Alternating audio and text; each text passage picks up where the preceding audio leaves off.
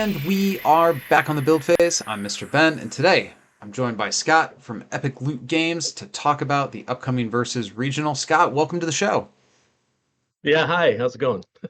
I'm feeling great, and I'm really excited to eventually dig into talking about the event that you're going to play host to. Actually, before we roll into all that, can I quickly do shout outs? I just want to shout out the Buckeye League guys, the Team Buckeye guys, because it's really David Robbins, Roland Christie, and Earl Teetsort who really are the driving force behind everything. They organize, the online Buckeye League.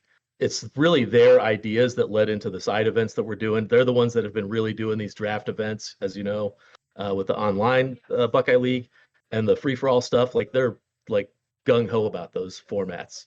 And so, so I've been working with David a lot to sort of come up with the formats for the side events for the regional, and also tertiary kind of to them, I guess, is also Keebler, who people probably know as Sean Powell, because he does like the intros. He does video editing.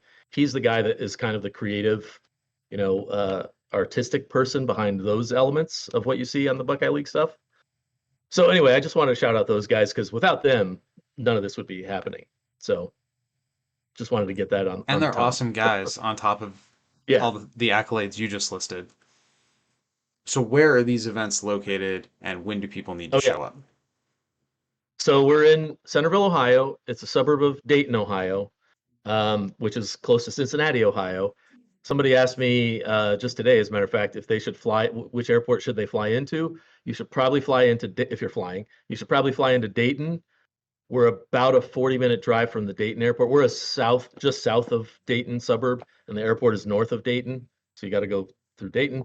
But if you fly into the Cincinnati Airport is technically in Kentucky. It's across the border in a suburb that's in Kentucky. So if you fly into the Cincinnati Airport, you have to cross the state border, drive all the way through Cincinnati. It ends up being about an hour and 15-minute drive, even though technically we're much closer. We're only a 40-minute drive from Cincinnati, but you got to go all the way through Cincinnati into Kentucky to the airport. So unless airfare is way cheaper to Cincinnati, you're probably better off flying into Dayton. Anyway, Good tip. so Yeah. that's where, yeah. Dates. It's September 15 to 17, Friday through Saturday. The regional is on Saturday, the 16th. The side events are Friday and Sunday. And I just got confirmation that we will have League there. So League will be running all weekend, same as it was at Gen Con, except Senator Kelly will not be a League promo card. Senator Kelly is the regional promo card. So it's a participation card. Everybody gets a Senator Kelly. And then the League promos are, all 12. For those of you that were at Gen Con, you know already. But if you weren't at Gen Con, it's all 12 of the Alpha Combat Unit Sentinels, and Mutant Control Act, and a training ground. So So, those will be available if you play League. if someone is listening to this that has not played League before, can you give us a breakdown on which expansion they're going to need to purchase and how League works? Yeah, good call. Okay, so the way League works, you buy a pack, a recent pack. Uh, in our case, it can be, well, I should say with a caveat, if Frightful Foes is out by then, you can buy the two Cosmic Power packs that are out at that time, the Fractured Families and Frightful Foes. That will count as a League entry, or you can buy one of the big boxes. Unfortunately, the AEW box is sold out everywhere. I've checked with all our distributors. It's completely sold out, so I can't restock that one. But you can get the Boys or House of X or Mortal Kombat. Any of those three boxes will also get you into League. So you get one of those. That gets you into League. You play 7 games with the cards from that box. These are just casual games. They're not, it's not like the regional. There's no big money or anything. But every round you play, you get one of the promo cards. You just pick one and you get that for 6 games. And then the 7th game, you get a playmat. I forgot to mention that. There's also a Sentinel playmat. If you want all of those cards, because that's 14 cards, right? You're only going to get 6 the first playthrough. You have to buy another pack and play another League entry round of 7 games. And each game you'll get a card. And then on the 7th game, you'll get the final 2 cards. So that's how League works. The same way they did it at Gen Con. The only difference is this. Well, I should say the two differences. One is there's no Senator Kelly. But the big difference is at Gen Con, since Upper Deck was running it, and they had plenty supplies of all of those promo cards on hand, you could pick whatever card you wanted every round, and you could even pick multiples of the same card. So you could go, I want to get my 4 training grounds, right? And just play 4 league games, bam, bam, bam, bam, get 4 training grounds. We won't be able to do that because the way they send the prize product is we get 1 league pack or league kit per player that's registered. And those league kits come with 1 of every card. So we can't have you taking multiple cards because then other people won't get the training grounds or the mutant control axe. Presumably nobody's going to want multiples of the Sentinels because they're all 1 of a kind. But anyway, you get my point. So you get 1 card every round you play of your choice, but you can't pick the same card twice. So that's Seems fair. The one thing that'll be different. Yeah, let me mention this too. This is kind of important. Because as I just mentioned, we get 1 league kit per player that's going to be at the event. Right now, what we're expecting is 24 players. That's what I've talked with Upper Deck about. That's how many prize support kits they're going to send us, basically, enough for 24 players. We already have 15 people signed up, pre-sold tickets for the event. So if you're planning to come, I really recommend that you get on our website, follow the link. Hopefully Mr. Ben will put the link in this description for this It'll video. be in the show when it goes notes, up. absolutely. Cool. Go to the link, buy your ticket, and contact me personally and let me know which box you want for League. And if you're going to sign up for League twice, which 2 boxes you want, or 3 if you want the Fractured Family and Frightful Foes. Because that's another thing I got to make sure we have enough in stock, for everybody that wants to do that. Mm-hmm. So I'm placing those orders now, and I'm also letting Viets know if we exceed 24 people, which is starting to look like it's possible because we've already pre-sold 15 tickets, then I need to let him know to send even more prize support. If that doesn't happen, let's say everybody waits till the last minute to show, like if you drive here, people have been asking me, Scott, what's the deadline to buy my ticket for the event? Technically, there is no deadline. You could just show up Saturday morning, right, and pay the $20 and play in the regional. But if you do that, there probably won't be enough prize product to go around. So then you're going to have to wait for the Upper Deck to send it in the mail, and who knows when that happens. So if you want to make sure that there's enough prize product for all the players, make sure you sign up early and let me know what you want, which packs you want for League. That way we can make sure to get enough prize support. Okay, so that sums up League. I think that covers all the questions there. Let's move into Friday. So we talked about side events on Friday. What's going on Friday? Friday is the Buckeye Draft event. This is something, like I was saying earlier, the Team Buckeye guys came up with. They thought, what if we do a draft, right? And they started this whole drafting thing. And I'm not talking about old school, CCG drafting where you draft cards out of a booster pack, right? But they decided to do like a sports league draft where you draft your main characters that you're going to play. So you don't have everybody playing the same thing. You literally get one. Everybody has a different main character because there's only 1 of each character in the draft pool. Sometimes they've had it where you have 2 copies of every MC in the draft pool if there's not enough characters in the draft pool for everybody to get one, right? So for what we're doing, we're sort of taking that and putting a local spin on it. We're going to just lay out all the MCs that are in the draft pool on a table and say, here's the draft pool. Like, we'll provide the MCs. You bring your own deck. We provide the MCs. We're going to lay them all out, and we decided the draft pool for the MCs is going to be all the main characters that are from the following 4 teams: X-Men, Brotherhood, Fantastic, and Frightful, right? So we figure that gets sort of all the teams that have gotten new characters lately. So that's, I think we figured it out, it's 56 characters right now. Assuming if Frightful Foes comes out in time, it'll be a little over 60 probably. I don't know exactly how many MCs there are in that box. But anyway, so that gives us enough MCs to have 20 players and still have 3 times the number of MCs that we have players. So we think that's a good number. The first round of the draft is going to be everybody picks one of those MCs to veto, and then nobody can draft that one. So that like the really crazy, powerful ones, like I'm guessing Uatu, Franklin Richards, Reed Richards, Probably all those get vetoed in the first round. And then we randomize the draft order again. And then we actually draft the MCs we're going to be playing. And then that's the MC that you're stuck with for the draft, for the event. What we're recommending, because you don't necessarily know which MC you're going to play, right? We recommend you bring several decks. So plan for playing different MCs, build a deck that you would play for this MC and your second choice and your third choice.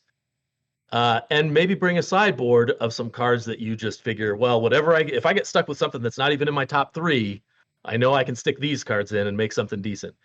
Once the draft is complete, we'll do a half an hour for deck construction. So again, the more prepared you are, the better. Don't bring your entire collection and think you're just going to build a deck from scratch in 30 minutes, unless you're a super genius. So, come prepared. Bring like a B, and a C choice, and then maybe some sideboard cards that you can figure out how to mix with whatever MC you end up with. So that's the draft event in a nutshell. It's gonna be fun. Yeah, that's I think cool. it's gonna be fun. I think the likelihood that like the top third best characters all get deleted and this ends up being like tier 2 and like tier 3 characters fighting it out is going to create some unique matchups that we probably haven't seen in competitive environments before. So that's really interesting. Yeah. Okay, so we're going to skip over Saturday because I want to talk about the regional last, and we'll go straight to Sunday. So what do you have cooking for us on Sunday? Sunday's a free-for-all event. This is another event that the Buckeyes, have been really doing lately. It's going to be 3 or 4 players per table. Obviously, depends how many players we get, but we're going to divide the players up as equally as possible. I should mention for the draft tournament, I almost forgot to mention this. There's only 2 banned characters, so it's multiverse format. Anything goes. Just follow normal deck construction rules, right? So you can't mix photo and illustrated unless you have a card like Uatu who says you can. Unless you can, yeah. Yeah. But we are banning 2. Senator Kelly, Maximus, and Machine, the Invention Machine, are all banned for the draft event. So don't bring those, but bring anything else you want. And then for Sunday, we also have a couple of banned things for Sunday. All right, so for Sunday's event, the free-for-all, we only have 2 banned cards, and it's Dark Phoenix MC and the new Loki MC from WandaVision. So those are banned because if you've looked at those cards, they say every other player X.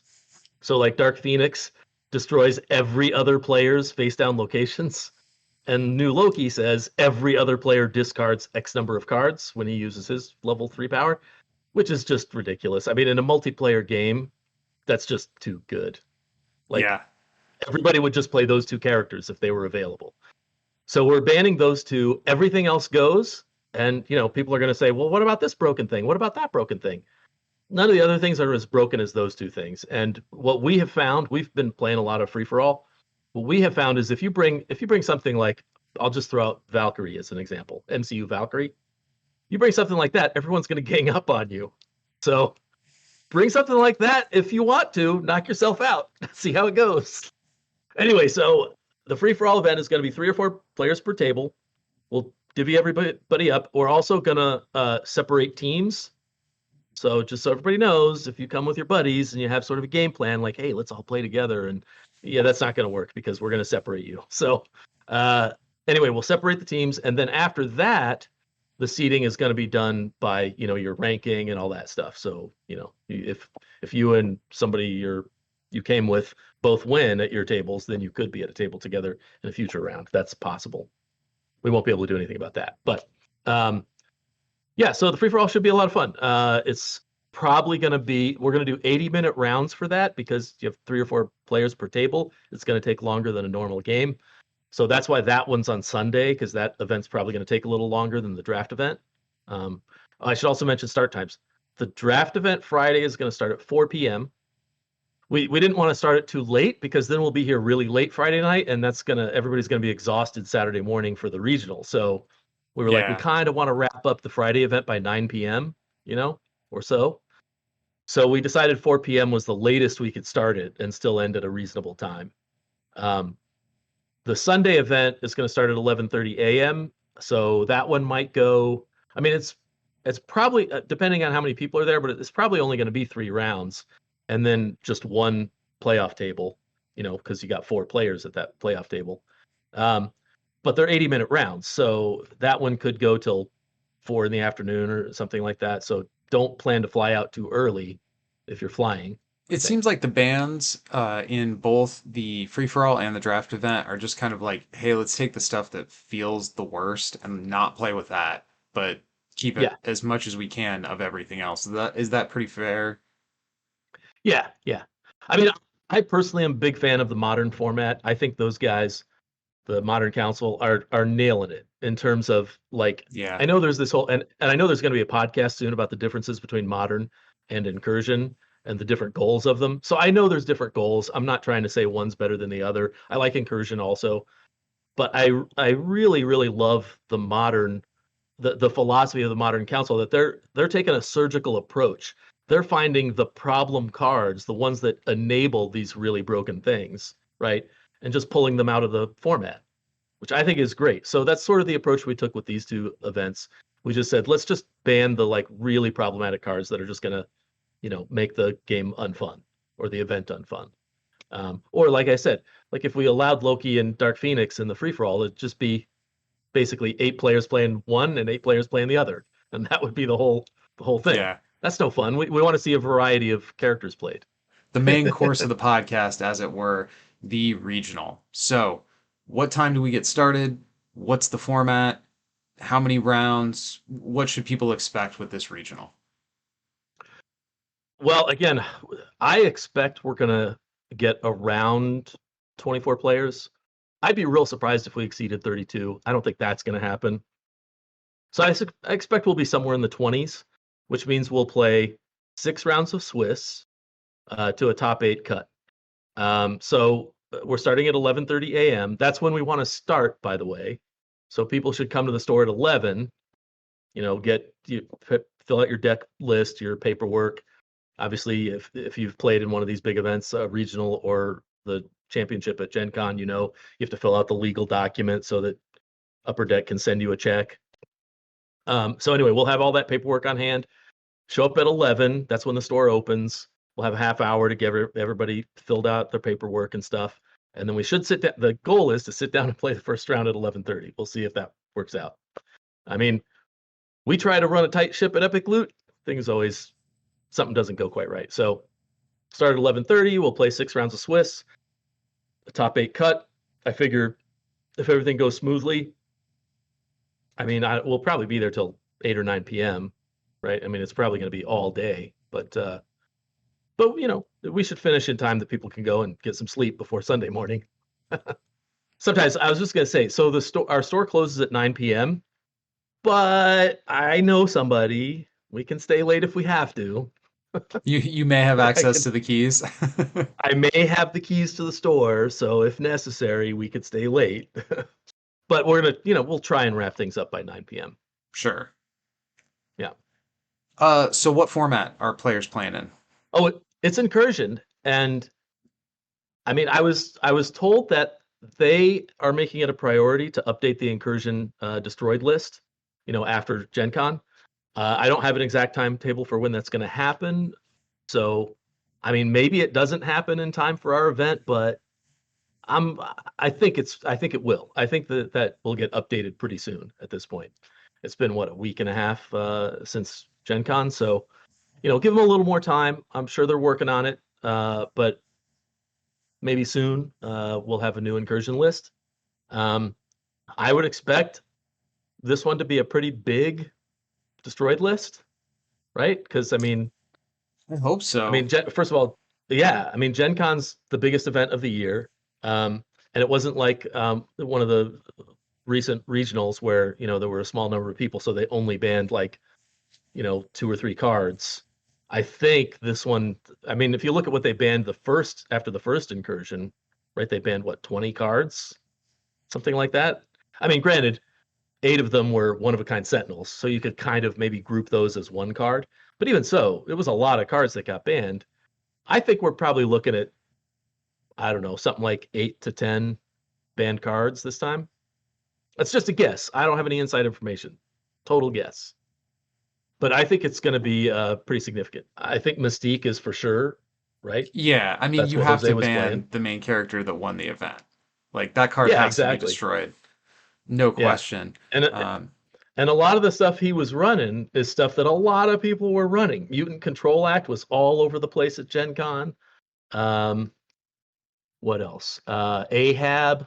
Um, I don't remember how many people were playing Timbuba. I remember a lot of people talking about putting that in their decks, but I don't remember for sure if a lot of people actually did. Lilith was probably in a lot of decks. Marvel Girl, I think, was in a lot of decks. I mean, there's a lot of stuff we could see getting banned this time. So I know when anyway, I talked we'll to see what happens. Jose, he specifically talked about Stand Together being all over the place, and that card's kind of out of pocket to begin with. Like, Yeah.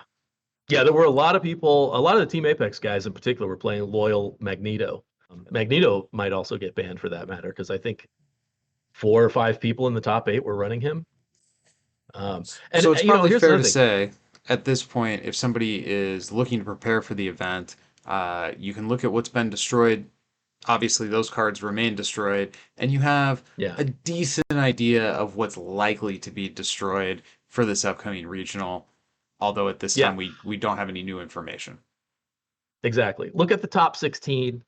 I don't know exactly what the formula they use to determine what gets destroyed is. I mean, they've never publicly stated, here's the formula, right? Yeah. All we know is that it's got something to do with the decks or the cards that were predominant in the format. So yeah, if you just look at the top 8, they published the top 8 decks from each qualifying day.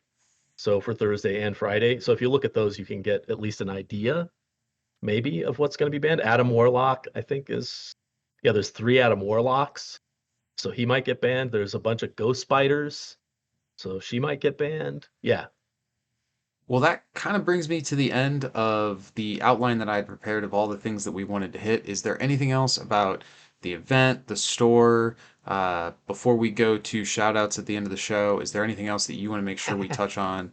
I guess we should mention how um, nice your bathrooms are. I saw a video that called that out specifically.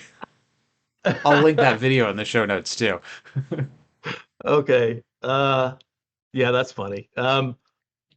Again, you got to leave it to Keebler. He's the one that comes up with that stuff. Oh, Arguably, your bathrooms are now world renowned because yeah, Obs is from Belgium and he made a comment about how nice the potties were based on that video. So that's awesome. come for Yeah, the epic loot, stay for the epic bathrooms, I guess. right. Stay for the epic potties. So yeah, I'm happy that it's happening, and we're excited and thrilled, and hopefully we put on a good event and people have a good time. That's what matters, right? Yeah, absolutely. Yeah. Well, I think it's really exciting. I like that they're taking the events out of the cons and putting them in the stores. I think that Yeah. fits the player base of our game. I think that fits the Yeah. sort of marketing strategy of our game a lot better than expecting people to buy a con ticket and enter the event. It's just Yeah. the players who Yeah. are spending that kind of money on their hobbies are the single dudes who are still playing Magic. Us old men, I want to play in a game Yeah. store with a nice bathroom. That's where I'm at in my life. All right. Well, Anyway, here at I the end don't of the know why show, I it's want talking to so give much a about chance this. for you to plug, promote, shout out, and anything else other than the Buckeye guys because we covered them already. Yeah, yeah. I was gonna say we already did all the shout outs I wanted to do. I don't really have anything else to plug. I mean, everybody that's local already knows Epic Loot, and everybody who's coming from out of town. I mean, I hope you find it welcoming. Well, Come hey, come to Ohio and have a good time. I appreciate you sitting down to talk about the event, and I'm always a fan of a nice little ramble into card game history. That is right up my alley. I mean, the reason I have this podcast is because I like rambling about card game stuff. So Oh, you're an dude, excellent I guest. That was could very fun to have you on the I could show. rap with you. I could rap with you for hours about all kinds of game history stuff. I mean, obviously, if I decided to open a game store, obviously I'm a little obsessive about gaming. Yeah. So, you know, I have that obsessive compulsive nature, and I found a way to express it in a job that, you know, it works in. Yeah. So, Well, I mean, Yeah, I it's kind of love like the gaming, and best luck in the world to be able to like do what you love and be able to feed yourself and your family doing it. Like that's awesome, man. yeah. All right, man. I think we're gonna leave it there. Till next time, go win some games.